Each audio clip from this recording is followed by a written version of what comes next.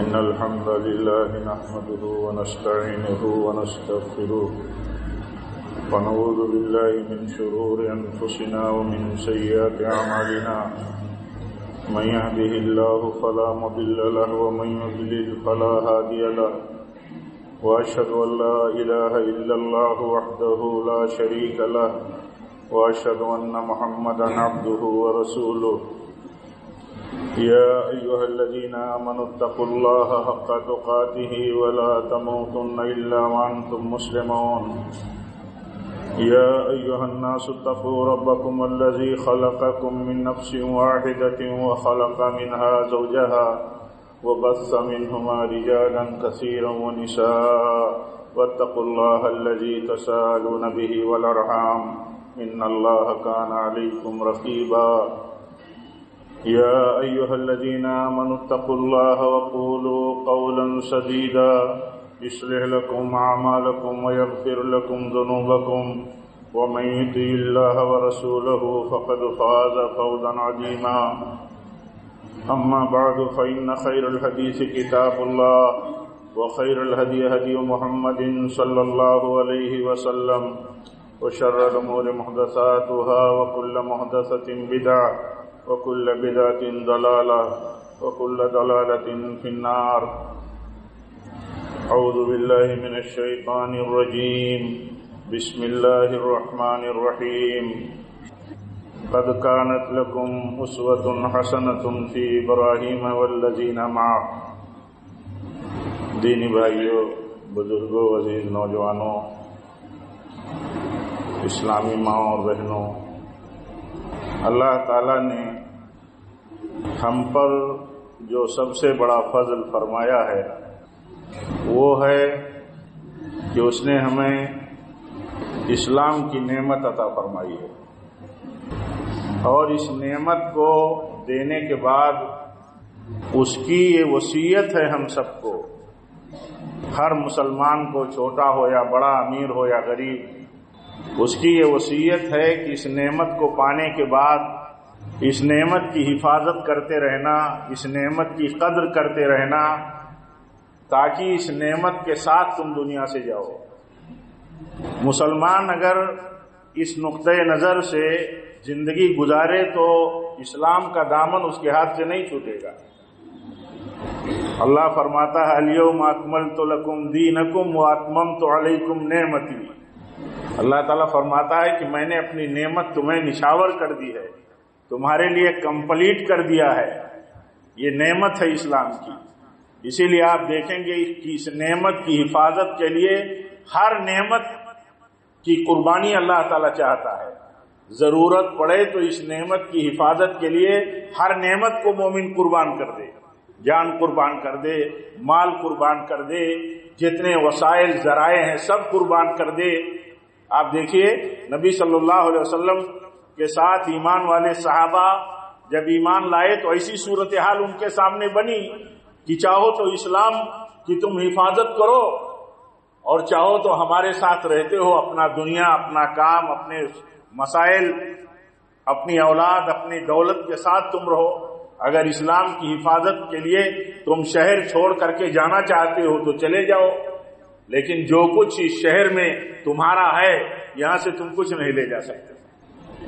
تو انہوں نے کہا کہ سب ہمیں گوارا ہے، ہمیں اسلام کی حفاظت کرنی ہے، اسلام کی حفاظت کے لیے ہم اس شہر سے نکل جائیں گے، سب چھوڑ دیں گے۔ یہ مثال ہے ان کی، اور یہ مطالبہ ہے اللہ تعالیٰ کا۔ یہ مطالبہ اس لیے ہے کہ جب ہم یہ کہتے ہیں کہ ہمارے لیے اسلام سب سے بڑی نعمت ہے تو ہم اپنے اس اللہ تعالیٰ کی دی ہوئی سب سے بڑی نعمت کی حفاظت کے لیے تبھی امتحان میں آ سکتے ہیں۔ کبھی اللہ تعالیٰ ہمارا امتحان لے سکتا ہے، پہلوں کا بھی امتحان لیا ہے، پہلوں کا بھی امتحان اللہ لیتا رہا ہے، اور اس کی سنت ہے بعد والوں کا بھی امتحان وہ لیتا رہے گا۔ اس میں چاہتا ہے کہ تم خود ہی سمجھ لو کہ تم میں کھرا کون ہے، کھوٹا کون ہے، تم میں اس نعمت کی حفاظت کے لیے قربانی دینے والا کون ہے اور کون دنیا کے لالچ اور دنیا کے لیے وہ اس نعمت کو چھوڑ دینے والا ہے۔ اسی لیے اللہ تعالیٰ نے بیان فرمایا ہے کہ پہلے جو لوگ گزر چکے ہیں ہم نے ان کو آزمایا ہے، تمہیں بھی ہم آزمائیں گے۔ کیا تم یہ سمجھتے ہو کہ تم ایمان لے آئے ہو تمہیں ایسے ہی چھوڑ دیا جائے گا؟ یعنی تمہارے سامنے ایسے حالات نہ پیدا ہو کہ تمہارے ایمان کی آزمائش ہو جائے، تمہارا ایمان کھرا ہے تو کھرا ہو کر کے سامنے آ جائے تاکہ وہ دلیل بنا دے اللہ تعالیٰ تمہارے لیے، اور اگر تم نے دنیا کو قبول کر لیا اور ایمان کی دولت چھوڑ دی تو تمہارے خلاف اللہ تعالیٰ دلیل بنا دے۔ تو ایمان اور دین یہ بہت بڑی نعمت ہے۔ دیکھیے پیارے نبی صلی اللہ علیہ وسلم کی سنت کتنی بڑی ہمارے سامنے ہے۔ آپ خطبہ دیتے تھے تو ہر خطبے میں آپ اس آیت کی تلاوت کرتے تھے، اللہ کی اس وصیت کو بیان کرتے تھے، یا ایھا الذین آمنوا اتقوا اللہ حق تقاتہ ولا تموتن الا وانتم مسلمون۔ ایمان والو، اللہ کا حکم مانو، جس کا حکم دیا اس کو کرو، جس سے روکا اس سے باز رہو، اور تمہاری موت ہو تو اسلام پر ہی ہو، اسلام پر ہی تمہاری موت ہو۔ اسلام دیا ہے اللہ تعالیٰ نے تو وہ چاہتا ہے کہ اس نعمت کے ساتھ تم جیو، تمہارا جینا مرنا، تمہارا اٹھنا بیٹھنا، تمہارا سونا جاگنا، تمہارے معاملات، تمہاری زندگی کے سارے میدان میں تمہارا اپنا عمل اور طریقہ یہ ہو کہ تم اسلام کے ساتھ ہو، اسلام تمہارے ساتھ ہے، اسلام کے رنگ میں رہتے ہو تم، اسلام کے رنگ میں۔ اسلام کا رنگ کیا ہے؟ ہم کبھی یہ سوچیں کہ اسلام کا رنگ کیا ہے؟ اسلام کا رنگ کا مطلب یہ ہے کہ اسلام جو کہتا ہے اسی رنگ میں رہو۔ آدمی دنیا داری میں اس رنگ میں رہنا چاہتا ہے کہ کوئی پہچان نہ سکے کہ مسلمان ہے کہ نہیں۔ آپ بتائیے، وہ اسلام کی صبغت اللہ ومن احسن من اللہ صبغہ، مومن اسلام کی پہچان کے ساتھ زندہ رہتا ہے۔ جن قوموں میں اپنے مذہب کی عصبیت اور اپنے مذہب کے ساتھ لگاؤ ہوتا ہے جبکہ وہ باطل مذہب ہے، ہمارا اگر ایمان نہ ہو کہ اسلام کے علاوہ جتنے مذاہب ہیں، جتنے دھرم ہیں یہ غلط ہیں، یہ گڑھے ہوئے ہیں، یہ بنائے ہوئے ہیں، یہ وقت اور حالات کے اعتبار سے لوگوں کے اپنے طے کیے ہوئے ہیں، یہ اصل نہیں ہے، اگر یہ ایمان ہمارا نہ ہو تو ہم مسلمان ہی نہیں ہو سکتے۔ لیکن آپ دیکھیے کہ باطل قوموں اور مذاہب کے ساتھ وابستہ لوگ کتنی عصبیت کے ساتھ اپنے پہچان کے ساتھ جیتے ہیں، اپنے رنگ کے ساتھ جیتے ہیں، اپنے مظاہروں کے ساتھ جیتے ہیں کہ ہمارا دھرم ہے۔ اللہ تعالیٰ فرماتا ہے صبغۃ اللہ ومن احسن من اللہ صبغہ، اللہ کا رنگ، یعنی اللہ کا رنگ اختیار کرو۔ اللہ سے اچھا رنگ کون سا ہے؟ اسلام کی پہچان کے ساتھ رہو، اللہ کی بندگی اور عبادت کرتے رہو تاکہ پہچانے جاؤ۔ ایک مسلمان اسی رخ پر رہتا ہے۔ آپ یہ بتائیے کہ اللہ تعالیٰ یہ چاہتا ہے کہ جو نعمت تمہیں ملی ہے اس نعمت کے ساتھ اگر تمہاری دنیا جاتی ہے تب بھی تمہارے لیے بہت بڑی سعادت ہے، نعمت تم نے محفوظ رکھی ہے، اور اگر اس کے ساتھ دنیا ملی ہوئی ہے، حالات اچھے ہیں، امن و امان کا ماحول ہے، خوف اور خطرے کے ماحول میں بھی دین سے ہم دستبردار نہیں ہو سکتے، دین کا رنگ ہم نہیں چھوڑ سکتے، خطرے سے خطرے کے حالات ہوں، اسلام سے ہم دستبردار نہیں ہو سکتے، کیونکہ ایک مسلمان یہ سمجھتا ہے کہ دنیا کی زندگی بہت مختصر ہے اور دنیا جنت کے مقابل میں بہت حقیر ہے۔ یہ دنیا اچھی ہے، لذت کے لیے ہے، زینت کے لیے ہے، آدمی اچھے ماحول میں رہے، اللہ تعالیٰ کی نعمتوں میں رہے، بہت اچھی بات ہے، لیکن جنت کا جب تصور ہو کہ اسلام اور ایمان پر موت کے بغیر جنت نہیں ملے گی تو اس وقت دنیا اس کی نگاہ میں ایک مردار سے بھی حقیر ہوگی۔ اسی لیے اللہ کے نبی نے مثال دے کر کے اپنے صحابہ کو سمجھایا، کہا کہ یہ دنیا اتنی حقیر ہے اللہ کی نگاہ میں جتنی حقیر تمہاری نظر میں یہ گھور اور گندگی پر پڑا ہوا بکری کا بچہ ہے، اس سے زیادہ حقیر۔ تو دنیا جتنا ہی دنیا غالب آتی ہے دل و دماغ پر، جتنا ہی دنیا کے پیچھے آدمی بھاگتا ہے اور اس آزمائش میں فیل ہوتا ہے کہ اللہ تعالیٰ کے دین کی کوئی قیمت نہیں ہے اس کی نظر میں، یا قیمت ہے، اگر فیل ہوتا ہے تو دھیرے دھیرے وہ دور ہو جاتا ہے۔ اسی لیے برابر اللہ تعالیٰ یہ نصیحت اور وصیت کرتا رہتا ہے ہم ایمان والوں کو، ہمارا رشتہ ایمان سے ہے، ہمارا جذبہ دین کے ساتھ ہے، ہماری باتیں دین کے ساتھ ہیں، تو اللہ اس لیے نصیحت کرتا ہے کہ جہاں کہیں تمہارے اوپر کمزوریاں غالب آتی ہو وہاں تم کمزوریوں سے نکلو، وہاں تم باہر آؤ، دیکھو اللہ تعالیٰ کے بندوں نے اس اسلام کی اور دین کی حفاظت کے لیے کیا کیا کیا ہے، جن کا ذکر تم کرتے ہو، جن کو یاد کرتے ہو۔ اللہ تعالیٰ فرماتا ہے وَاذْكُرْ فِي الْكِتَابِ إِبْرَاهِيمَ إِنَّهُ كَانَ صِدِّيقًا نَبِيًّا۔ اللہ فرماتا ہے یاد کرو ابراہیم کو، وہ ایک سچے نبی تھے۔ کیسے تھے وہ؟ ابراہیم کو یاد کرو کیسے تھے وہ؟ اپنے باپ کو نصیحت کرتے ہیں کہ اے ابا جان تم کن کی تم عبادت کرتے ہو، اے ابا جان تم کن کی عبادت کرتے ہو؟ یہ نہ سنتے ہیں نہ دیکھتے ہیں نہ آپ کو کوئی فائدہ پہنچا سکتے ہیں۔ اللہ تعالیٰ فرماتا ہے یاد کرو، اپنے نبی سے کہتا ہے یاد کرو، اپنے نبی کے واسطے سے ہم سب کو اللہ تعالیٰ نصیحت کرتا ہے یاد کرو۔ کبھی ہم سوچتے ہیں کہ دنیا جو بت پرستی میں مبتلا ہے، طاغوت پرستی میں مبتلا ہے یا شرک میں مبتلا ہے، تو ان کو ہم یہ بتائیں یا ہمارا جذبہ یہ ہو کہ یہ جتنے لوگ جتنے معبودوں کی عبادت ہوتی ہے، یہ سارے معبود اتنے بے بس ہیں کہ ان کے اوپر اگر مکھی بیٹھی ہو تو مکھی بھی نہیں اڑا سکتا، اتنا مضبوط ایمان مطالبہ ہے۔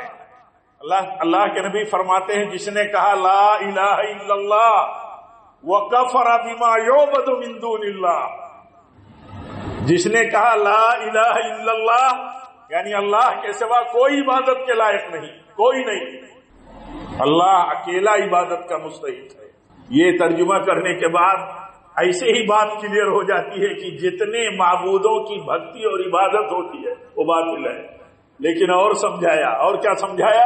وَكَفَرَ بِمَا يُعْبَدُ مِن دُونِ اللَّهِ، اور انکار کرے کہ اللہ کے سوا جتنے معبودوں کی عبادت ہوتی ہے غلط ہے، یہ عبادت صحیح نہیں ہے۔ ان کی انسلٹ نہ کرے جن کی عبادت ہوتی ہو، ان کو برا بھلا نہ کہے، ان کے لیے غلط زبان استعمال نہ کرے، ان کے لیے اپنے الفاظ کو ان کے معبودوں کے لیے نامناسب نہ استعمال کرے، لیکن یہ کہے، یہ ایمان رکھے کہ اللہ کے سوا جتنوں کی عبادت ہوتی ہے یہ عبادت باطل ہے۔ اللہ تعالیٰ فرماتا ہے ابراہیم کو یاد کرو، اور ابراہیم اور جو ان کے ساتھی تھے، ان کے گھر والوں سے لے کر کے باہر ایمان والے، اللہ تعالیٰ فرماتا ہے قد کانت لکم اسوۃ حسنۃ فی ابراہیم والذین معہ۔ اللہ فرماتا ہے ابراہیم اور ابراہیم کے اوپر ایمان لانے والے یہ تمہارے لیے بہترین نمونہ ہے۔ کفرستان میں جہاں ایک نہیں کروڑوں کی عبادت ہوتی ہو، وہاں اس کی اہمیت کتنی بڑی ہے کہ ایک مومن ابراہیم علیہ السلام اور ان کے ساتھ ایمان والی جماعت کے طریقے کو کیسے نمونہ بنائے گا۔ اللہ تعالیٰ فرماتا ہے انہوں نے اپنی قوم سے کہا تم جس کی عبادت کرتے ہو ہمارا ان سے کوئی واسطہ نہیں ہے، ہم بری ہیں، ہمارا کوئی واسطہ نہیں۔ ہم اگر کہنے نہیں جاتے کہیں، ہم اگر بولنے کی قدرت نہیں رکھتے کہیں، کوئی بھی دباؤ، کوئی بھی لالچ ہو، لیکن دل کی جڑوں میں یہ ایمان موجود ہو کہ ہمارا ان سے کیا واسطہ ہے تو کفر پر ہے، ہمارا ان سے کیا واسطہ ہے ہم تو بیزار ہیں ان سے، ہم عبادت کے معاملے میں اور غیر اللہ کی پرستش اور بھکتی کے معاملے میں ہماری بے چینی ہو۔ کیسی بے چینی؟ جیسی بے چینی وہاں تھی، جیسی بے چینی ابراہیم میں تھی صلی اللہ علیہ وسلم، اور جیسی بے چینی ان کے ساتھیوں میں تھی۔ وہ کہتے تھے ہم نے انکار کیا، ہمارا تمہارا تعلق نہیں ہے اس مسئلے میں، اس مسئلے میں ہم دور ہیں تم سے۔ کس مسئلے میں؟ اس مسئلے میں کہ تم ایک اللہ کو چھوڑ کر کے غیر اللہ کی عبادت کرتے ہو۔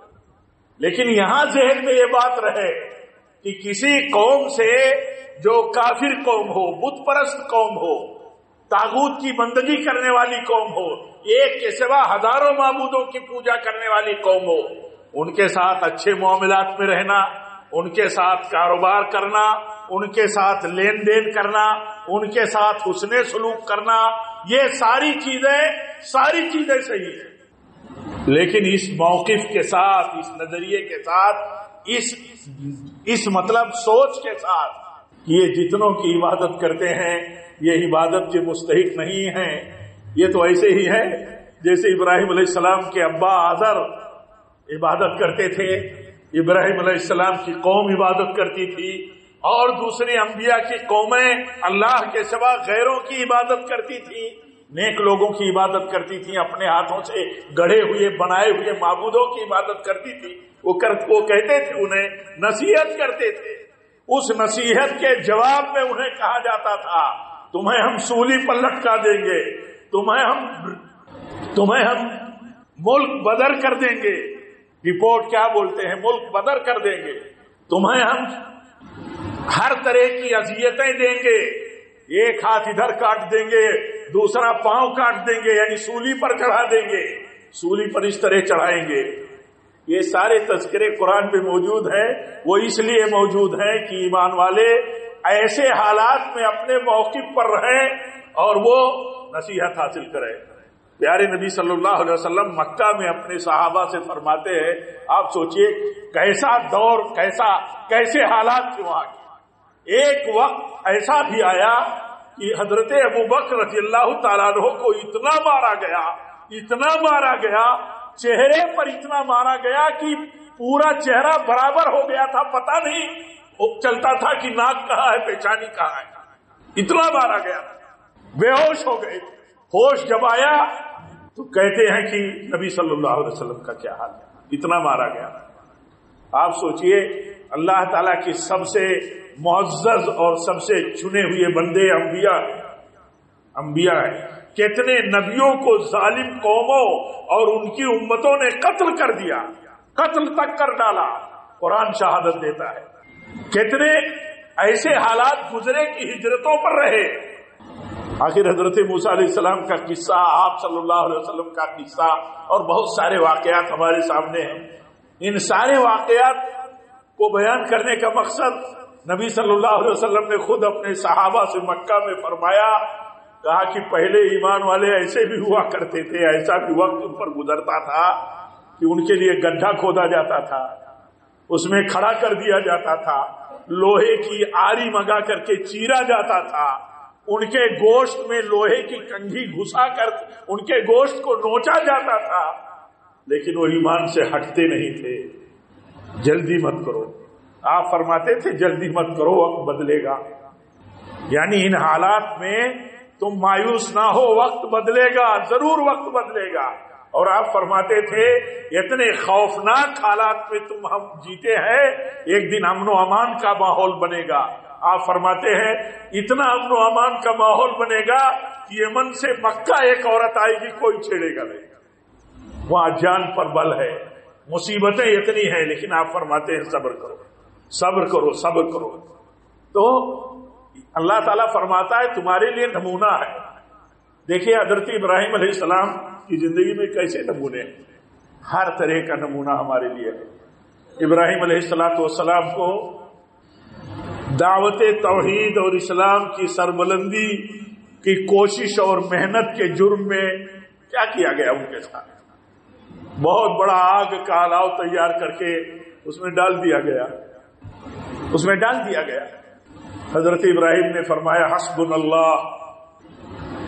اللہ ونعم الوکیل۔ اللہ کے نبی صلی اللہ علیہ وسلم فرماتے ہیں کہ جب بھی مسلمان کسی مصیبت میں پڑا اور وہ کہا جیسے ابراہیم نے کہا ہے تو اللہ نکالے گا۔ یہ باتیں ذکر کی نہیں ہیں کہ یہ باتیں ہم اس کا ذکر کر لیں اور ہم اس کو سن لیں، یہ باتیں اس لیے ہیں کہ ہم اس طرح کے حالات میں اگر کبھی اللہ نہ کرے اپنی ایمانی صلاحیت اور صبر کی صلاحیت سے بڑی کسی آزمائش میں پڑے، اللہ ہماری حفاظت فرمائے اور ہمیں بچائے کہ ہم صبر نہ کر سکیں، برداشت نہ کر سکیں۔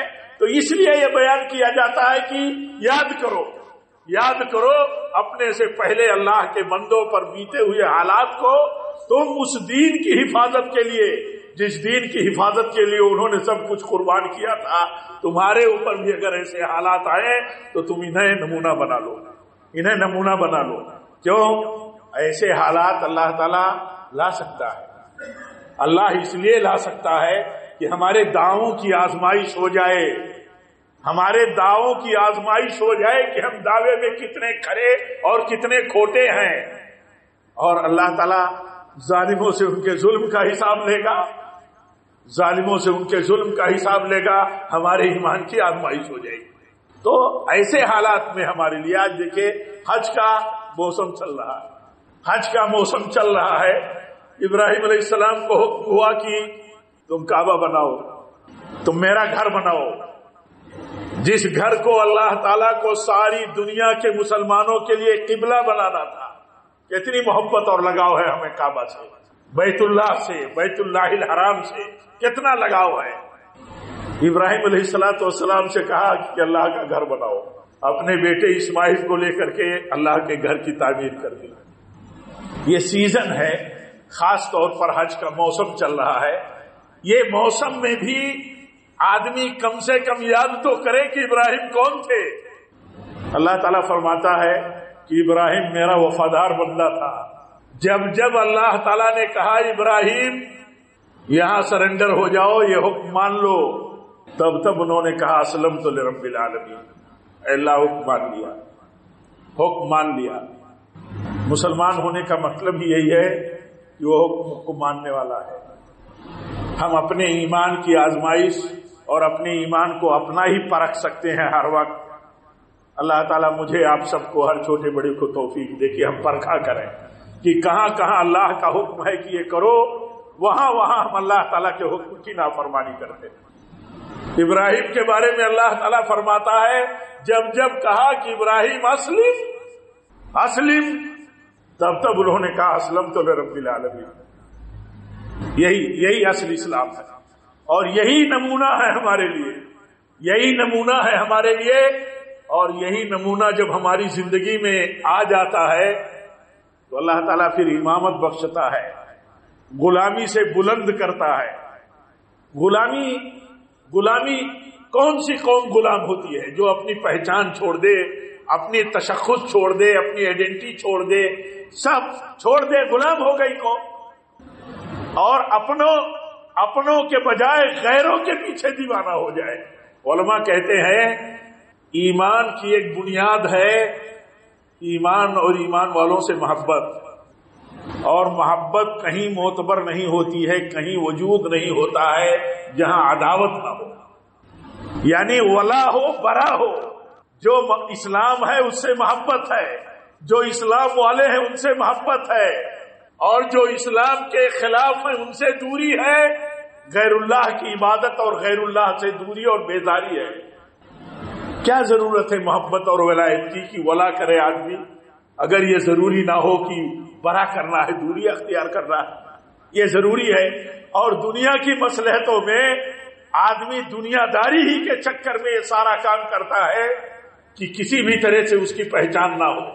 جیتا ہے، جینا چاہتا ہے ایسے سماج میں جس سماج میں اس کے مفادات کو ٹھوکر لگ سکتی ہے کہ کوئی اس کو جانے نہ، اس کا انداز، اس کا اپنا رہن سہن، اس کا کاروبار، اس کا سیٹ اپ، ہر جگہ ایسا انداز ہو کہ پتہ نہ چلے کہ ہمارے اور غیر میں فرق کیا ہے۔ تو اللہ تعالیٰ فرماتا ہے کہ یہ دیکھو تمہارے لیے نمونہ ہے، اور کہا اللہ تعالیٰ نے بیوقوف ہیں وہ لوگ، عقل سے عاری ہیں وہ لوگ جو ابراہیم کے طریقے کی پیروی نہ کرتے ہو، ان کو عقل سے خالی بھی کہا۔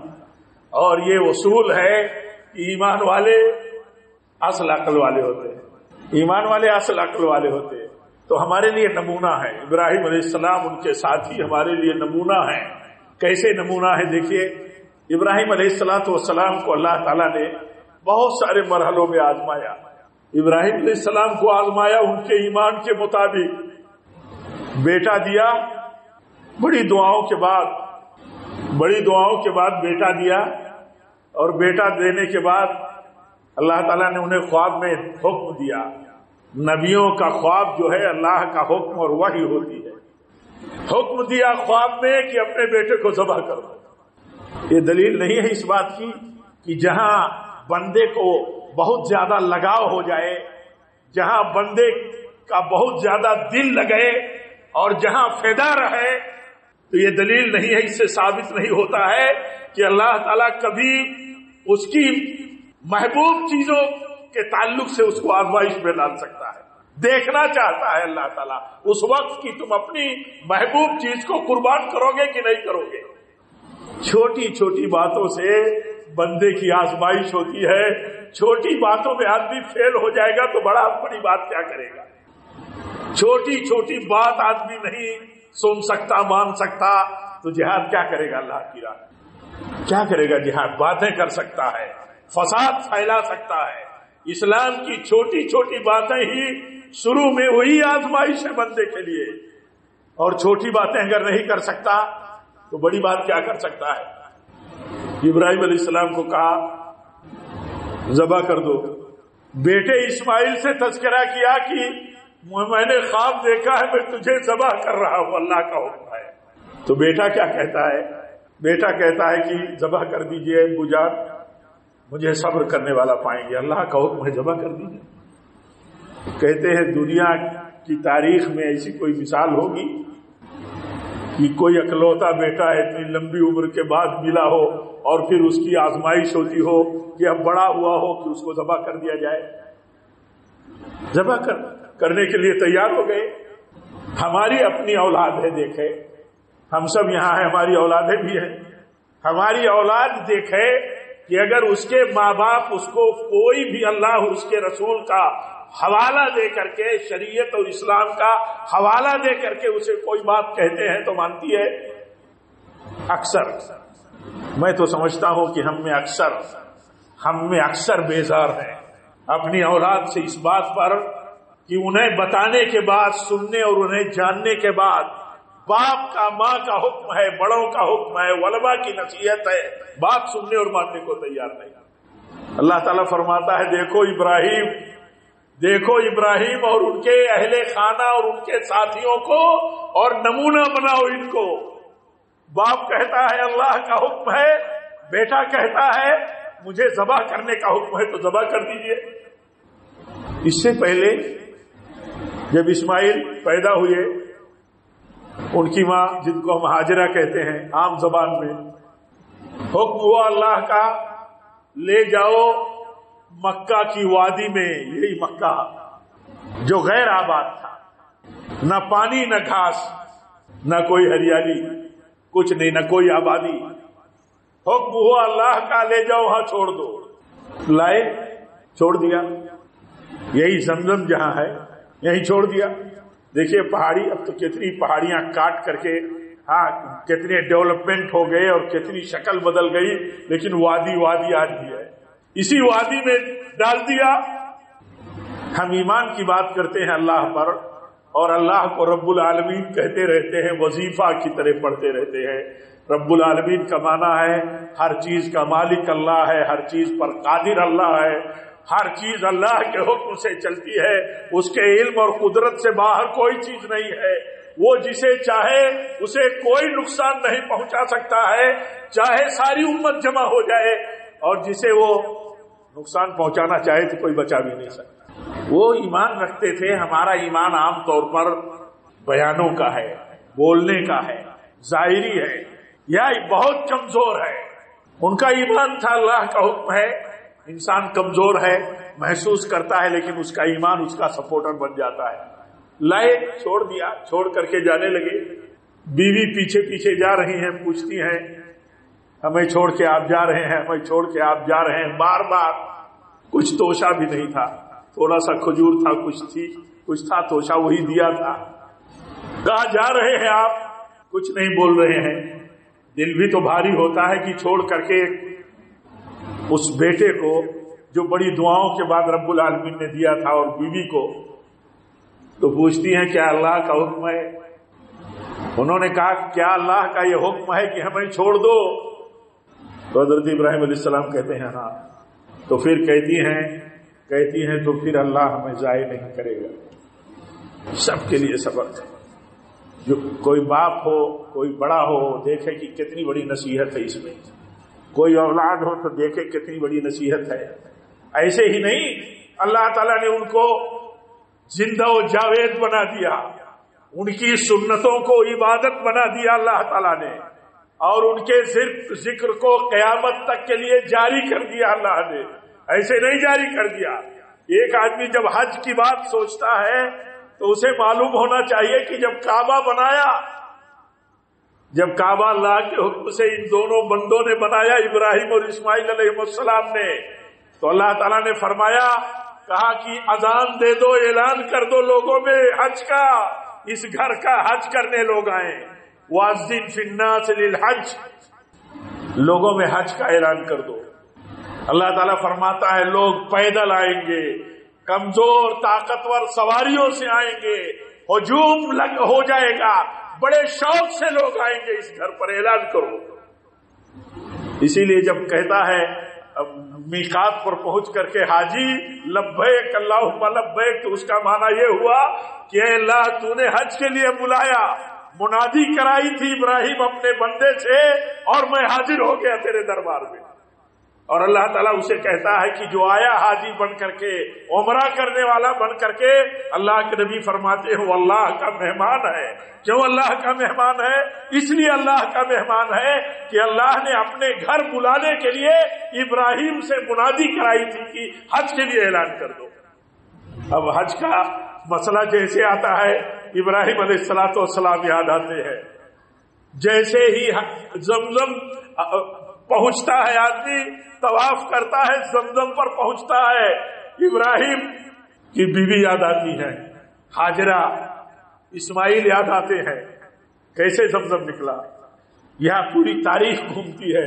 صحیح پر جاتا ہے بندہ، صفا پر چڑھتا ہے، مروہ تک اسے صحیح کرنی ہے، تھوڑی دیر دوڑتا ہے، نارمل چلتا ہے، یاد آتی ہے اس کو، کہا ایک اللہ کی بندی تھی جس نے اپنے بیٹے کو پانی کے لیے دوڑتی تھی، پہاڑی دوڑتی تھی، صفا مروہ، پانی مل جائے بچوں کو پلا دے، پانی میسر نہیں ہے۔ اس کا اللہ کے اوپر ایمان رکھتے ہوئے روزی اور پانی کے لیے دوڑنا، اللہ کے اوپر ایمان، یہ کہ اللہ تعالیٰ نے اگر ہمیں حکم دیا ہے کہ اسی وادی میں رہیں، نہ آبادی ہے نہ کھانے پینے کے کوئی وسیلہ اور سورس ہے، تو بھی اس کا ایمان ہے کہ اللہ ہماری حفاظت کرے گا۔ تو اس ایمان کی برکت میں دیکھیے اللہ تعالیٰ نے زمزم دیا، اور زمزم کے اندر خوراک کی صلاحیت دے دی، کھانے کی طاقت دے دی۔ زمزم میں اتنی صلاحیت ہے جو خوراک کی صلاحیت ہوتی ہے۔ اور صحیح ہو گئی تو کہا صحیح کے بغیر عمرہ نہیں، صحیح کے بغیر حج نہیں۔ صحیح کیا ہے؟ یہ صفا و مروہ کے بیچ کا 7 چکر، یہ کیا ہے؟ یہ کیا ہے؟ یادگار ہے۔ یہ ایک اللہ کے بندی کی کیا یادگار ہے جس نے ایسے حالات میں اس بات کا مظاہرہ کیا تھا، سبق دیا تھا قیامت تک آنے والی ایمان والی عورتوں کو، مردوں کو، سب کو، کہ اللہ تعالیٰ اگر ہماری حفاظت کرنا چاہے گا تو ہمارے جنگل اور بیابان میں بھی حفاظت کرے گا جہاں ہمارا کوئی نہ ہو۔ ذرا بھی کوئی معیار اور ذرا بھی تقاضوں کے ریکوائرمنٹ کے خلاف کوئی بات ہو جاتی ہے، عورتیں دیکھیں کہ ان کا ذہن، ان کا دماغ کیسے چلتا ہے۔ اللہ کے فیصلے پر، اللہ کے دیے ہوئے حالات پر راضی رہنا چاہیے۔ راضی رکھو اپنے آپ کو، مشکل سے مشکل حالات میں راضی رکھو۔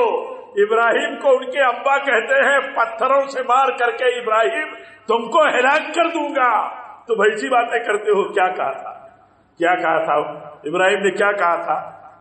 اپنے ابا سے، اپنی قوم سے، اپنے ہاتھوں سے جن کو تم بناتے ہو، یہ نہ سنتے ہیں، نہ دیکھتے ہیں، نہ کسی کام آ سکتے ہیں، ان کی عبادت کیوں کرتے ہو؟ اس ایمان اور اس دعوت کا انجام اگر کبھی ایسا بھی سامنے آئے تو آدمی کے لیے کیا ہے؟ وہ نمونہ ہے۔ نبی صلی اللہ علیہ وسلم کیسے تھے آپ کے صحابہ؟ اتنے اچھے انسان نہیں تھے شہر میں، لیکن کوئی گالی، کوئی برائی ان سے جوڑنے کی ایسی نہیں رہ گئی، نہ جوڑنا دی گئی، وہ سب کچھ کر ڈالا۔ لیکن وہ صبر کرتے رہے، انتظار کرتے رہے، لالچ میں رہے، لیکن کبھی اس بات سے سمجھوتا نہیں کیا کہ اللہ کے سوا جتنوں کی عبادت ہوتی ہے یہ باطل نہیں ہے، اور وفاداری پر رہے، اور یہی تعلیم دیا ہم کو اور آپ کو، سب کو، کہا یہی چیز اصل ہے، اسی چیز کی حفاظت کرنی ہے۔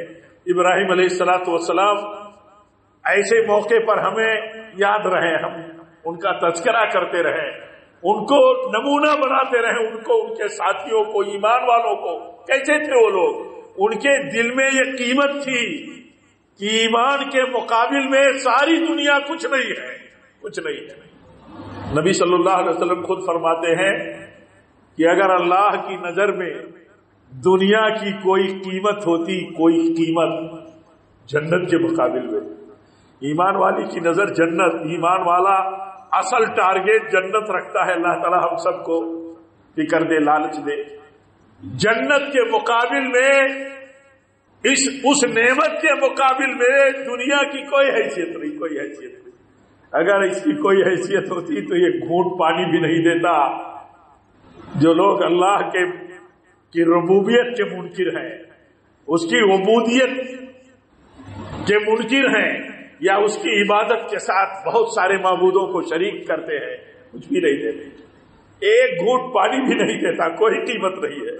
اس سے یہ سمجھانا چاہتا ہے ہمارا دین کہ تمہاری نگاہ میں ایمان کے سامنے ساری دنیا کی کوئی قیمت نہیں ہونی چاہیے کہ تمہارا ایمان چلا جائے، دنیا بچ جائے، بلکہ ساری دنیا چلی جائے، جان چلی جائے، ایمان بچ جائے، یہ اصل ہے۔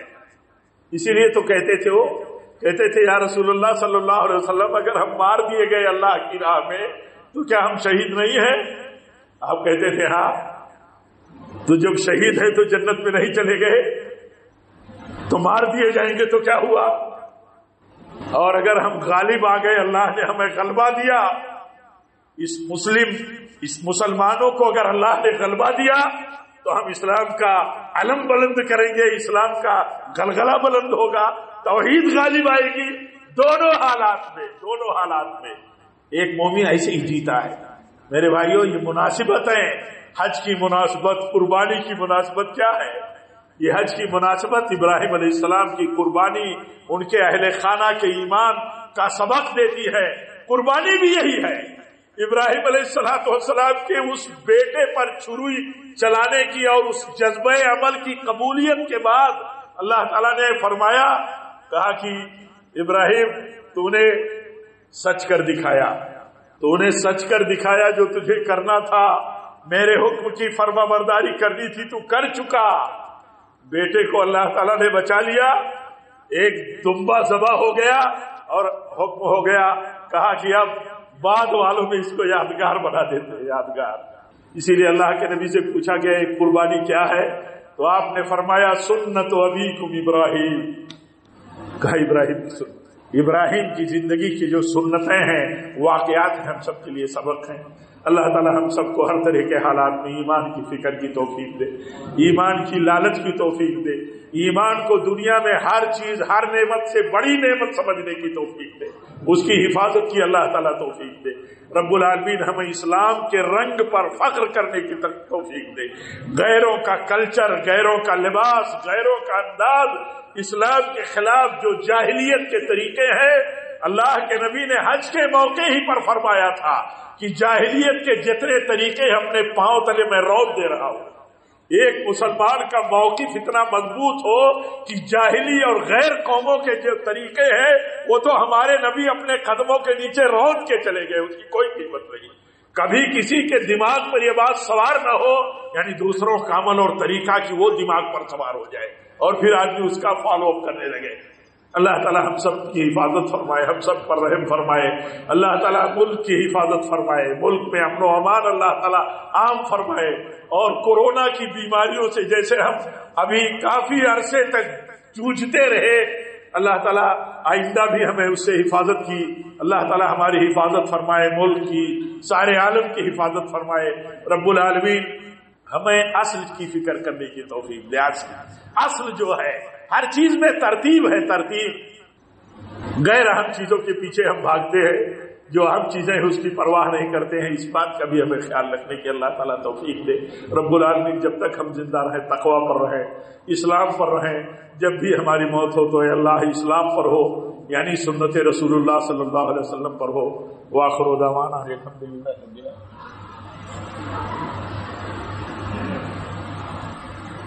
الحمد لله رب العالمين والصلاة والسلام على رسوله النبي الكريم إن الله وملائكته يصلون على النبي يا أيها الذين آمنوا صلوا عليه وسلموا تسليما اللهم صل على محمد وعلى آل محمد كما صليت على إبراهيم وعلى آل إبراهيم إنك حميد مجيد اللهم بارك على محمد وعلى آل محمد كما باركت على إبراهيم وعلى آل إبراهيم إنك حميد مجيد عباد الله رحمكم الله أقول قولي هذا واستغفر الله لي ولكم ولسائر المسلمين وآخر دعوانا الحمد لله رب العالمين.